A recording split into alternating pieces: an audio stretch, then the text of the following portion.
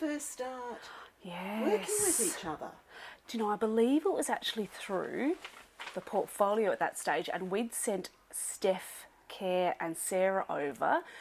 I believe it was sort of more around just some initial inquiries around literacy and English in general, and they came back raving about this Sharon Callan and how amazingly inspiring she is around text choices and starting with a love of reading, and that's exactly where we started. I remember this first staff meeting we had, they were the most enthusiastic I'd seen, and we were at a bit of a point where we didn't know what we were doing with English and literacy, so it was just this little shining light that their enthusiasm sparked to the rest of the teachers, and we thought, we've got to grab onto this.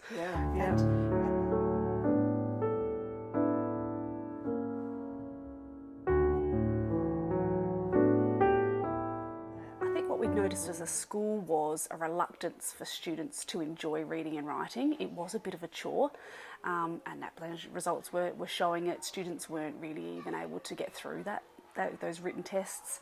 So I think it was around that the real love of learning hit for us, but also we'd come from that three-wave intervention approach, and teachers were feeling really concerned when that was one of our recommendations, was to review how that was for working for students teaching and learning. To take that away, what does differentiation look like?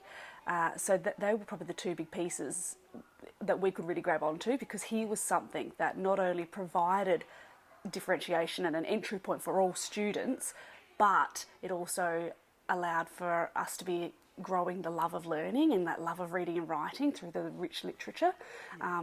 Those are probably the two big standouts, I think. Absolutely. It needed refining. As you said, we were collaborating already, but refining that to what it looks like at a classroom level, rather than I've got different children coming in all the time. And I guess it was fairly scripted as well before in our three-wave intervention, because you were sharing children. It wasn't the flowing of reading the students who are sitting right in front of you and adjusting as you're teaching in that art. It was structured, so moving away from that was really important to supporting teachers with that through professional learning. Really important.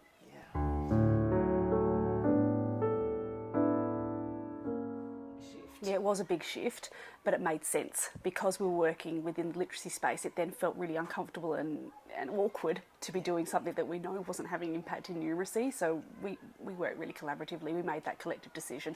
Whilst it was a lot of work, it made sense, and you can't keep doing something you know is not working.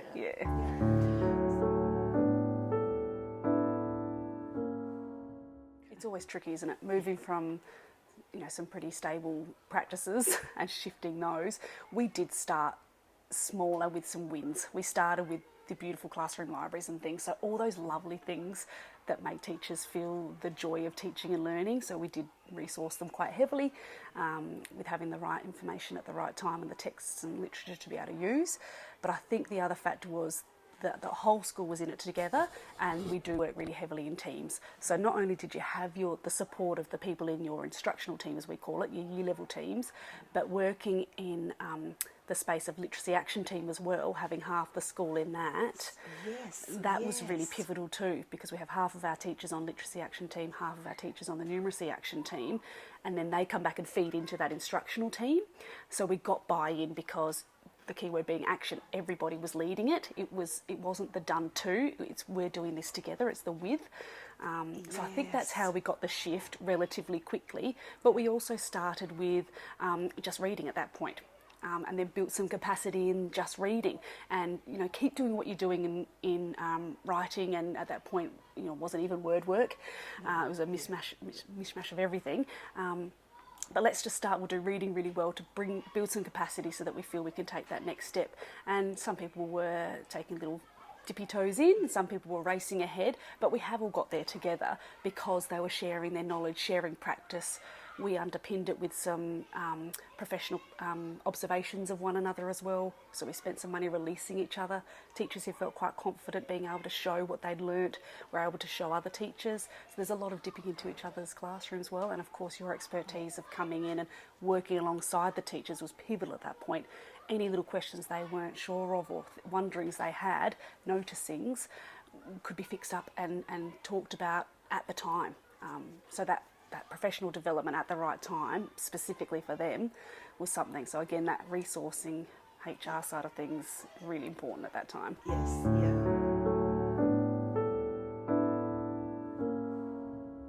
Absolutely, yes. So- yeah, and all of those were heavily scaffolded to begin with. We had some really tight agendas for what to be speaking about. We had minutes, attached with questions that could prompt the discussions. So heavily scaffolded to begin with to support teachers to have those effective meetings. And you touched on before about the planning, which I don't think we spoke about, but that was a game changer for us. The sitting down and planning together.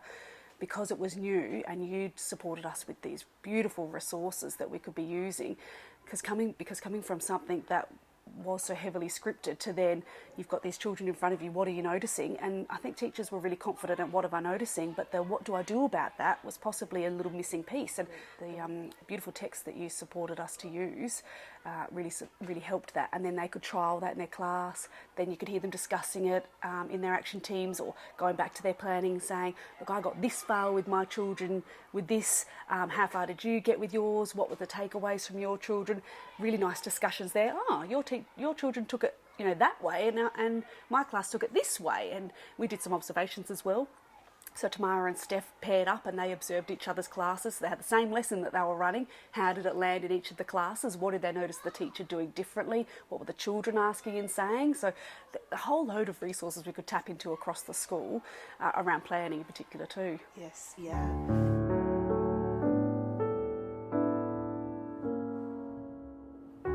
Yeah, outstanding really, isn't it? Yes. Because they already had a rough plan anyway. We've got the guides of what the workshops are going to look like in that 5-week block anyway. Yeah. But to sit there and evaluate based on the data that they had from the students, the noticings they'd had from the students, the discussions of what they could tweak. They'd done it previously this year. What could they build upon in the following year? Amazing conversations between staff members. Yes, really, yeah. And something that we invested in heavily because it set teachers up well for the following term. They went off into their holiday break feeling like, yeah, I've got a good head around what I'm going to do here. Kate, our literacy coordinator, had done a lot of work in making sure the resources were there and ready for everybody to be able to take away, and they knew that they had everything they needed. So I think if staff are feeling like they're prepared and ready, they've got that space then to be able to be a little bit flexible, do the noticing with the children's, be responsive a little bit more than the worrying about that planning and am I doing this right. It just allowed this little bit of freedom, I suppose, and a little bit of exploration, and give it a go. Yes. Give it a go attitude, Yeah. and then we're going to come back and reflect and see if we think that was successful, and if it wasn't, we'll have another go at something different. And that's a big shift across the school.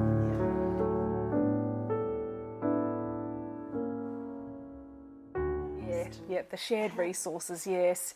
And we'd had a couple of things for numeracy and then literacy that looked very different. So aligning those has been important too. And again, that's trial and error. One works better than the other. Let's shift that across. So not afraid to make some mistakes and learn from those. But it's teams, and thankfully Kate's in that role, so she's created a range of folders in there. It's really easily accessible from home and at school, anywhere really. And it's nice because if I was teaching year 2, I can tap into year 1 or year 3 and see what they're doing, where am I going with this, where are my children coming from. They're getting those conversations in the action team anyway, because that's across to 6. But definitely having all those resources in there in that one folder, and anything a teacher finds that's useful, they pop it in there too, and then flag it with other staff members. This might be something worth looking at. Yeah, it sounds simple, doesn't it? Just having a Teams folder, but before we'd had it all on staff drive, things get changed from year to year. You lose things, people can't find it in the right year. So a simple adjustment to Teams and having some really nice clear folders has made a big difference in organising everyone.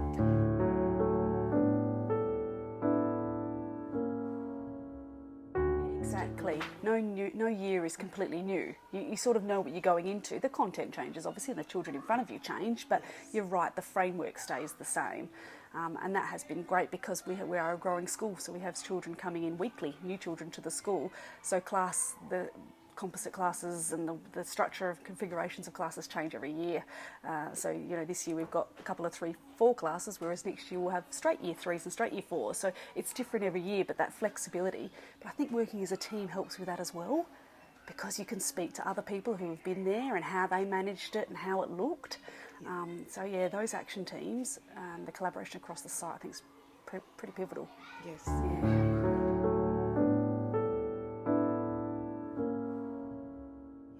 Yeah, we use it for everything now. Anytime we're starting a new initiative, we'll make sure we get an action team with a representative from each year level, because that's how we get the shift and change. But it's the structures that go with it. So you make sure you've got your staff meetings. We're not having a staff meeting every week. We're having it every third week. So we've got time for an action team meeting one week and a time for an instructional meeting. So you have to let go of some things to be able to focus on the things that you want to change. Yeah. It's the rich conversations about teaching and learning that we should be having as teachers, isn't it? Yeah.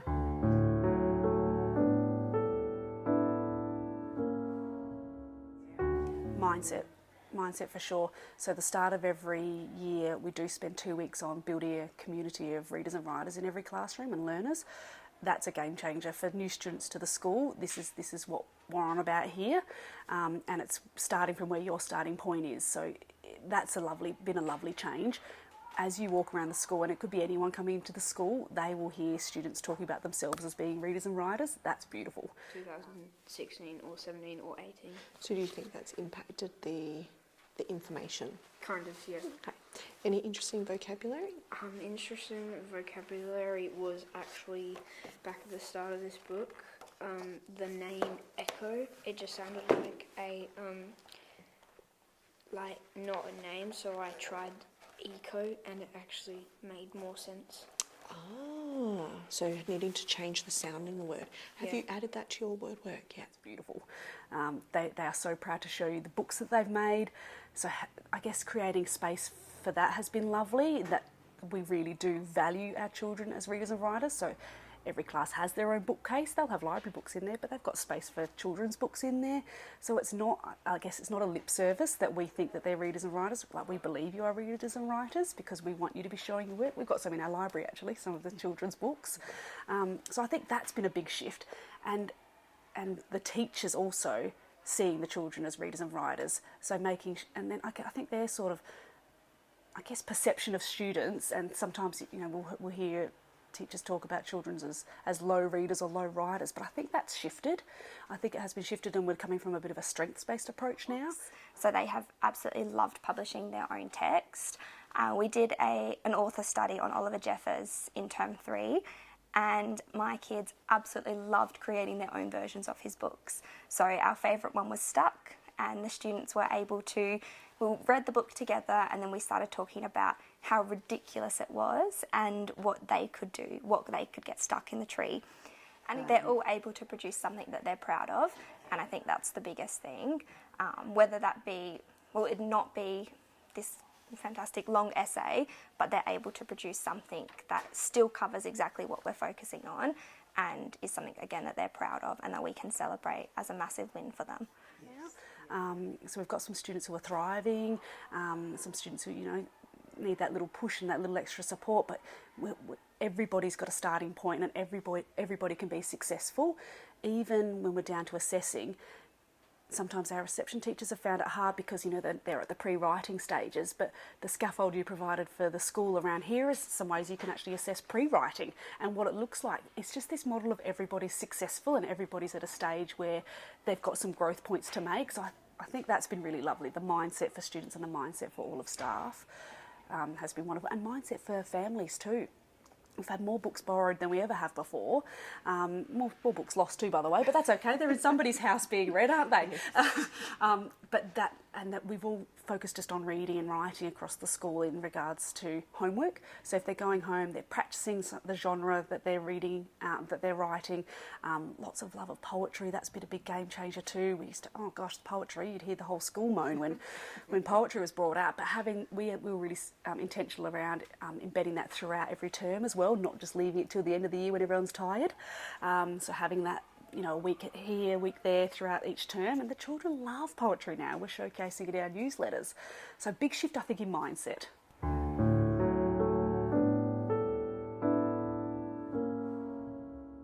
Yeah, we do have motivated learners now. Yes. They are so keen to share. Oh, and I know. yes, Just can't no, you wouldn't attest to that. Can't yes, we, Phil? You can't and decided to make wombat stew.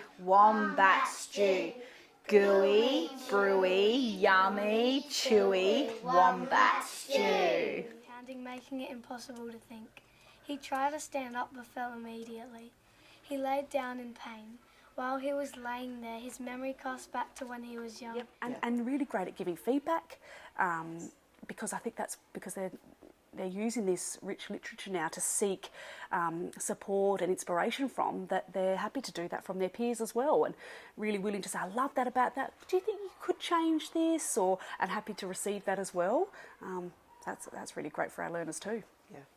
His friend had a Sweet 16 at the same place last year. There were like 200 people there. So, I mean, it's a huge place. Your feedback is just slow down a tad, like when you're reading.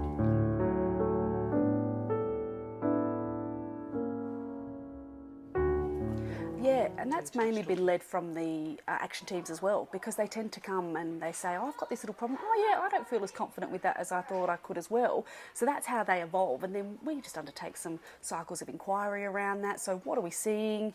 What are we noticing? Okay, what shall we give something a go? What do we think might make a bit of a change here? Come back and let's share. Let's evaluate and shift from there. And things like that, like conferring, is something that everybody's doing, and it's really easy to sort of say, because I guess you can be really clear around, here's a resource that can help you with it, here I've got one that I can help try, and I think teachers like that to start with, like a little tool or a hands-on support to start with. So conferring's an easy one for that. Some of the bigger ones are slightly tricky, aren't they, when I'm really struggling with around different comprehension strategies and things, but we have done that too, and sometimes you'll see teams break away and focus on parts of that as well. So I raised comprehension, that's certainly been a bit of a focus in some of our parts of our school. But what has been lovely is teachers going back to the previous teachers and saying, how did you manage this with individual child? What did you see? Oh no, I'm feeling reassured that this is their next step.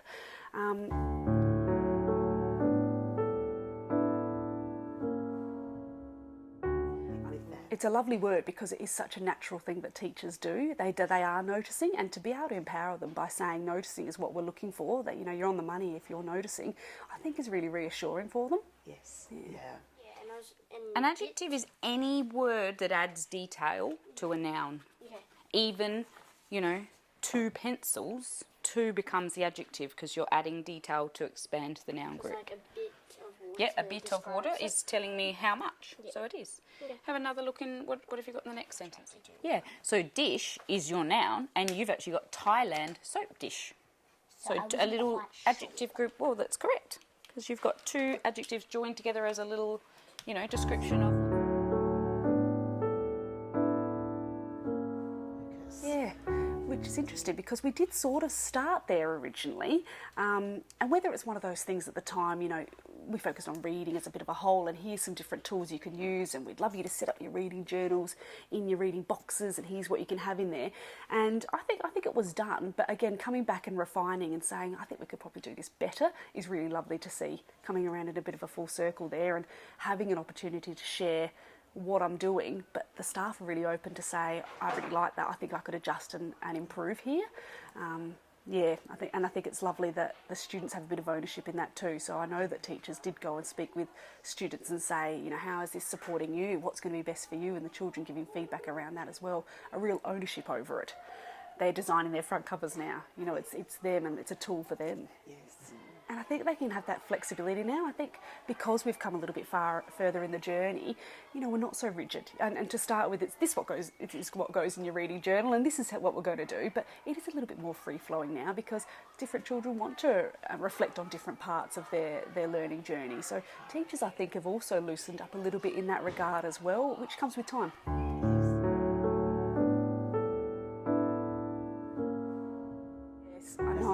It really has been a long way. We really should have tracked it better, to be honest, because I think if we tracked it from there, I don't think you could believe it, actually. Yeah. The other day when Everest was reading this book, he was like, oh, there's racing cars, and there was so much animation and so much expression and tone in his voice because he was so excited about the book. I love that we can create that in the classroom, and I love it that they can share that with us as teachers and support staff, but also the other students and peers in the class. It's awesome. Isn't it? Isn't It's so it? exciting. Yeah.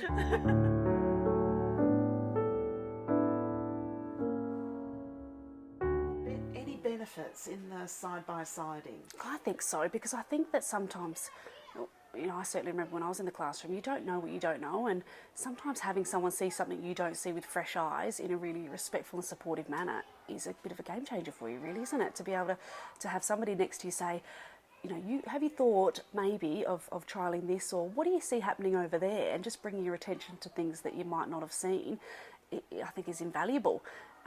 So we did have, you know, you working with teachers coming out initially, and I think that served its purpose at the time, absolutely, because it was that lovely personalised approach to each teacher, so they were getting professional development for them.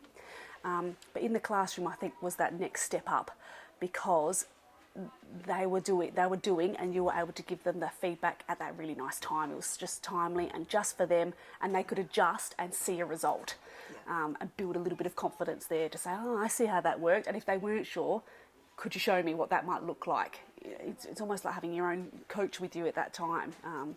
I think that was a huge shift for teachers, and giving them an opportunity to say, this is what I'd really like to focus on. So they felt empowered coming in saying, look, this is what I'd really like some help with, but being flexible and adjusting as the lesson's going through, and having a little chat at the end around how that might look for next lessons. I think we got some big gains there.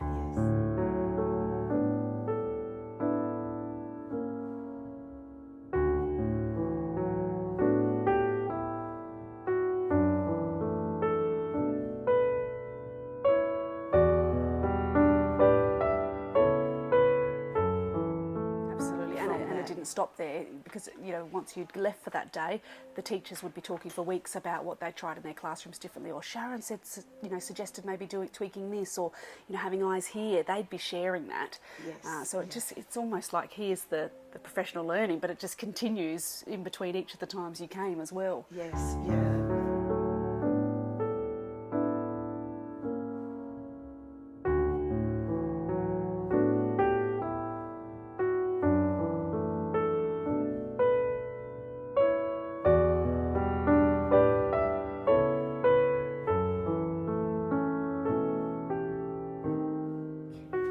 Evaluate where you're currently at. What are you doing well? Because I think that's what we did as well, is letting go of a lot, but what is it that we can maintain that we think we are doing well? So acknowledging that people are working really hard, and that they have the skills and capacity to be able to do this, and we are in it all together. And then I think starting with some wins. So some of those lovely adjustments you can make, like we did with the classroom libraries, it uplifted everyone, and it gave everyone that motivation to take the next steps. And I think looking at your resourcing, because there's no point in saying we're going to make these changes if we're not supporting teachers to be able to make the changes. I think that they could lose a bit of hope there and feel like they haven't been supported.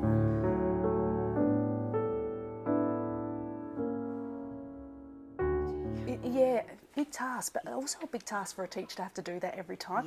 And sometimes you just don't get to it, so then you miss out on the rich literature. So what can we do to take that away from you so that you can focus on teaching and learning?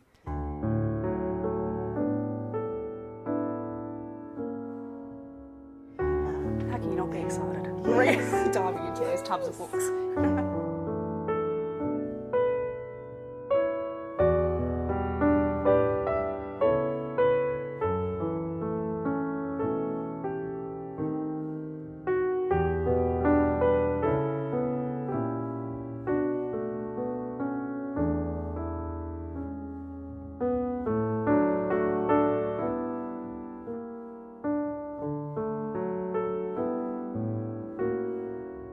We also had Kate as the facilitator coming out and doing all the running around, ordering all the books, you know, taking all of the curriculum planners and adjusting them based on the feedback from the action team, because your action team time is your conversations. It's your time to have those rigorous discussions and challenge one another and get to the nitty-gritty of what you're wanting and what you're driving for.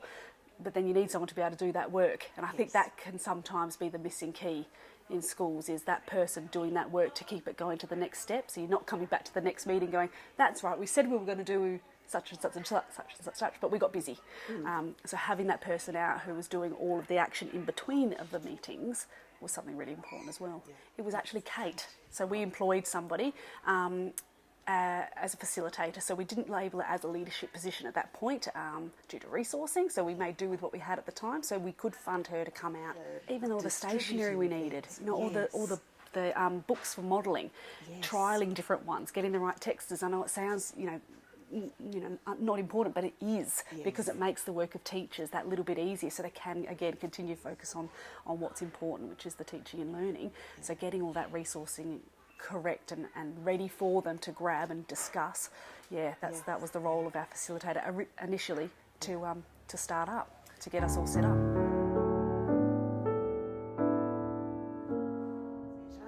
That's valuing teachers as well. We're valuing the work that the teachers did this previous year. Let's build upon it for the next year. Or, this is fantastic, I'm going to use majority and just do some tweaking. So valuing our colleagues as well.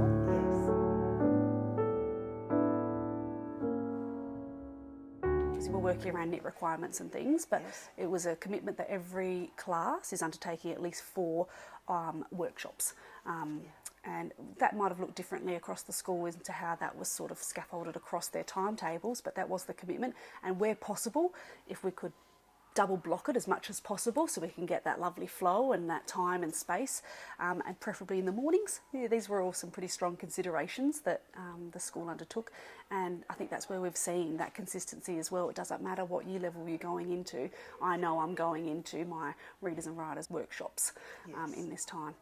And I know what I'm doing. I know what it looks like. I've got my resources here. The content's going to change slightly different, but I know that I'm going to be doing some conferring. I'm going to do some independent reading. I'm going to be sitting here with a bit of a group and contributing. That's remained the same across the school. Game Changers is having a really strong library in your classroom that kids have access to during that 24/7 time when they're at school. Game Changers as being letting the children read for a good period of time by themselves, independently, diving into the book. That is definitely something which has been a plus, because how can you get to know a story if your reading workshop is broken up all the time with different changes? And I used to do a rotational thing, and where the kids would be rotating every 5 minutes, because it's a busy time in the classroom, isn't it? Or 15-minute rotations. And so how can you really dive into a book if you are constantly changing from one thing to another? So that sitting down and reading quietly and engaging in the book has been a massive game changer for me. And also having a purpose to the reading workshop. Having, you go through your comprehension strategies, of course, but also getting the kids to reflect on the reading workshop focus while they're reading as well is also important, because they're practicing what you're trying to get across to them. If they're practicing that, well, it's going to sink in, isn't it? And if you keep coming back to those things that you want to practice and be strong at, well, it's going to work, isn't it? So during that 20-minute period, those things will definitely pop up. So, it's been really good. I guess the biggest shift I've made is that everything is very well connected now. So rather than a lot of time on one particular part of literacy, too much time on one, not enough on others, now it all flows a lot nicer with my nice integrated topic that I might have chosen, with very strategic cross-curricular links that people have helped me put in, and it just flows well from reading to a text that matches up to what we're learning about, full of amazing vocabulary, you can pull that into the word work and the spelling sort of work, and then into writing that same day where what we've just noticed we can put into writing. And it's easier for me to model, it's more fun to teach, and it makes more sense to them. It is, but if we're starting from where children are starting from, if we're giving every child a starting point, then it's doable, isn't it? Yes. Yeah. Yeah. So I'm in the year 3 to 6 special options class. So within my class I have 12 students as a max, all with a diagnosed disability. Within that class that ranges from autism to Down syndrome, we have vision impairments, so quite a bit. It's a very broad range. From there I kind of take it and just think about what my students need that week. I look at what it is that we want to get out of the students and then how I can actually approach it in a way that I know they're going to get growth and I know they're going to connect to it. Especially working with children with ASD, I find if they don't have a connection to it, you're not going to get that growth. I have students that, for example, if we were to do a writing task, I have some students that I encourage to do independent writing where I will give them 5 minutes to just get it all out onto a page. I have some that will just record it and we'll have them talking to me about what they want to write down. We'll record that. We might do a video that we can then post on Seesaw for parents to see as well. I don't see any big changes happening. I just see continual refinement, bringing new children into the fold as we are continuing to grow, new teachers. But again, those systems and structures support those teachers and being really intentional around anyone new into the school. You know, we're going to buddy you up into a team of teachers who are feeling really confident with this, who have been here for a while, and they can support you in that, mentor you. But I don't foresee huge changes at this point, which is lovely. Just continue what we're doing and continue inquiry. Continue exactly. Yeah. It's a lovely journey to be on.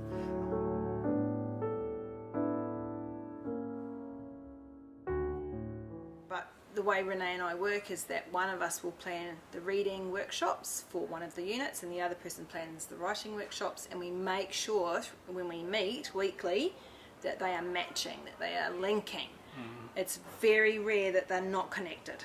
There are times when we can't connect them, but it's very rare they're not connected, and that has been across the whole year. And having, it might not be a read aloud, but it'll be a model text that they can work with, or encouraging that type of reading. And so when we did informative, encouraging that they're reading informative texts as part of that reading workshop so that they can see what's happening from an author's perspective, so they can write like that. So really working together to make sure that it's a holistic unit of work across the reading, the writing and the word work. Where what we're teaching is very explicit and then they're able to apply that to their writing. So they're building writing over days or weeks or half a term, and that building of those skills as they hone or work with small pockets of writing or one larger text that they're writing as well. And again, coming from the reading. Yeah, and then choice about that. You know, some of our units in the last week or the last 2 weeks, okay, choose the piece you've already done that you might want to extend, or maybe you've decided not to use any of those because there's something else you want to explore. So that choice is really key in our literacy program as well. I think that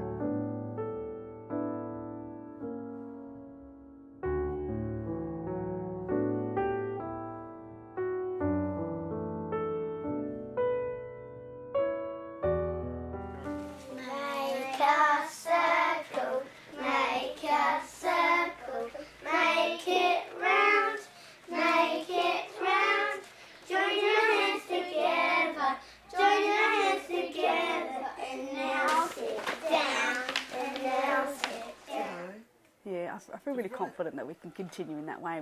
We're happy to let go of some things if they become that they're no longer serving a purpose, where they're really small, I imagine. But I feel confident we've got the systems and structures from students and from staff to be able to keep going and keep thriving.